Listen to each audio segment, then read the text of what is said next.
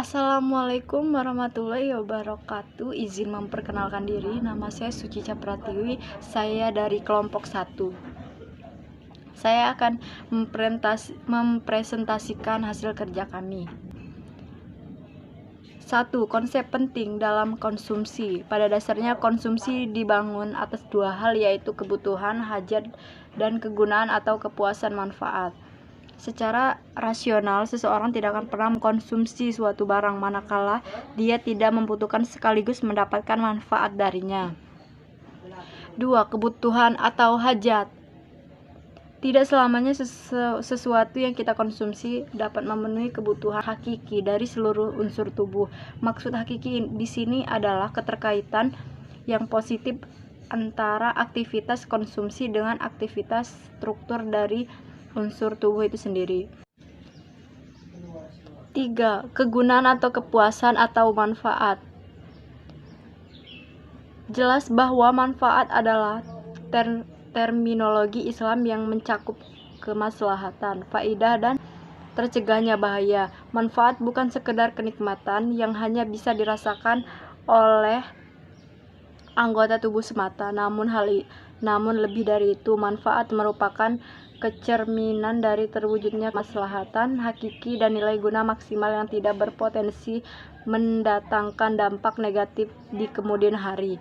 4. Perilaku atau karakteristik konsumen dalam ekonomi Islam. Di bawah ini ada beberapa hal karakteristik konsumsi dalam perspektif ekonomi Islam. Di antaranya adalah 1. Konsumsi bukanlah aktivitas tanpa batas, melainkan juga terbatasi oleh sifat kehalalan dan keharaman yang telah digaris. Sesungguhnya Allah tidak menyukai orang-orang yang melampaui batas. Assalamualaikum warahmatullahi wabarakatuh. Perkenalkan, nama saya Sundari. Di sini saya akan membacakan presentasi dari kelompok kami, yaitu perilaku atau karakteristik konsumen dalam ekonomi Islam. Di bawah ini adalah karakteristik konsumsi dalam perspektif ekonomi Islam, diantaranya 1. Konsumsi bukanlah aktivitas, melainkan juga dibatasi oleh sifat kehalalan dan keharaman yang telah digariskan oleh syara'. 2. Konsumen yang rasional mustahlik al-aqlani senantiasa membelanjakan pendapatan pada berbagai jenis barang yang sesuai dengan kebutuhan jasmani maupun rohani. 3. Menjaga keseimbangan konsumsi dengan bergerak antara ambang batas bawah dan ambang batas atas dari ruang gerak konsumsi yang diperbolehkan dalam ekonomi Islam.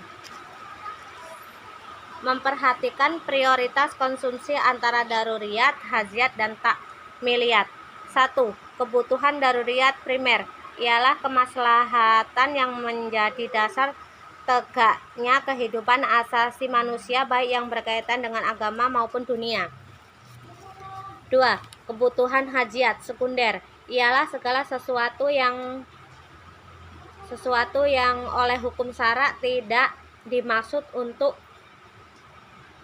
dimaksudkan untuk memelihara 5 hal pokok tersebut, yaitu menjaga keberlangsungan agama, fit ad-din, jiwa, fit an-nafsu, keturunan, fit an-nash, hak kepemilikan dan kekayaan, fit al-mal, serta akal pikiran, fit al-aql. Tetapi dimaksudkan untuk menghilangkan kesulitan, kesusahan, kesempitan, dan ihtiyat berhati-hati terhadap 5 hal pokok tersebut. 3. Kebutuhan tahsiniyat tersier atau kamaliyat pelengkap. Yang dimaksud dengan kemaslahatan jenis ini ialah sifatnya untuk memelihara kebagusan dan kebaikan budi pekerti serta menimbulkan keindahan saja. 5. Perbedaan perilaku konsumen muslim dengan konsumen konvensional. Konsumen muslim memiliki keunggulan bahwa mereka dalam memenuhi kebutuhan sosial. Konsumen muslim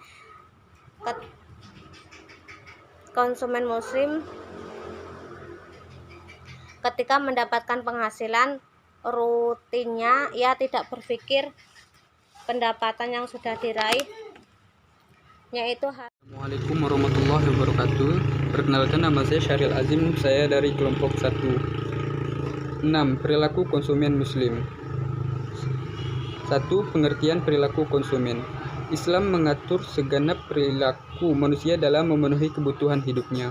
Demikian pula, dalam masalah konsumsi, Islam mengatur bagaimana manusia bisa melakukan kegiatan-kegiatan konsumsi yang membawa manusia berguna bagi kemaslahatan hidupnya. Islam telah mengatur jalan hidup manusia lewat Al-Quran dan Al-Hadis supaya manusia dijauhkan dari sifat hina karena perilaku konsumsinya. Menurut Dharmesta dan Hani Handoko, sebagaimana dikutip oleh Wafiyatus Sahaliha, perilaku konsumen adalah kegiatan-kegiatan individu yang secara langsung terkait dalam mendapatkan dan menggunakan barang-barang dan jasa-jasa, termasuk dalamnya proses pengambilan keputusan dan persiapan dan penentuan kegiatan tersebut. 2. Konsumsi Muslim dalam ekonomi Islam. Seorang Muslim dalam berkonsumsi didasarkan atas beberapa pertimbangan, yaitu A. Manusia tidak kuasa sepenuhnya mengatur detail permasalahan ekonomi masyarakat atau negara. Terselenggaranya berlangsung hidup manusia diatur oleh Allah dalam surah Al-Waqiah ayat 68. Allah berfirman, "Adakah kamu lihat air yang kamu minum? Kamukah yang menurunkannya dari awan, ataukah kamu yang menurunkannya?" B. Dalam konsep Islam, kebutuhan yang membentuk pola konsumsi seorang Muslim, di mana batas-batas fisik merefleksikan pula yang menggunakan seorang Muslim untuk melakukan aktivitas konsumsi, bukan dikarenakan pengaruh preferensi semesta yang mempengaruhi pola konsumsi seorang Muslim. 3. Tingkat kebutuhan Muslim. Islam menolak perilaku manusia yang selalu memenuhi kebutuhan segala keinginannya, karena pada dasarnya manusia memiliki kecenderungan terhadap keinginan yang baik dan keinginan yang buruk. Sekaligus keinginan manusia didorong oleh satu kekuatan dari dalam manusia yang bersifat pribadi, dan karenanya seringkali berbeda dari satu orang dengan orang lain. Keinginan seringkali tidak selalu sejalan dengan rasionalitas karena bersifat tak terbatas dalam kuantitas maupun kualitasnya. 7. Etika Muslim dalam berkonsumsi. Islam sebagai pedoman hidup tidak menonjolkan standar atau sifat kepuasan dari sebuah perilaku konsumsi, sebagaimana yang dianut dalam ilmu ekonomi konvensional seperti utilitas dan kepada marginal, melainkan lebih menonjolkan aspek normatif.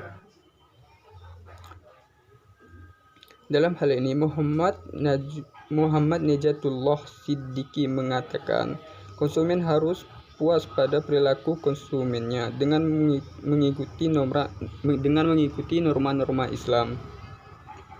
Konsumen Muslim seharusnya tidak mengikuti gaya konsumsi kaum santus, orang-orang yang berkulit kekuningan dan berambut kecoklat-coklatan yang berkarakteristik menuruti hawa nafsu. 1. Tidak boleh hidup bermewah-mewahan. 2. Menjauhi tabdir dan safih. 3. Melakukan konsumsi yang seimbang. 4. Menjauhi konsumsi atas barang dan jasa yang membahayakan.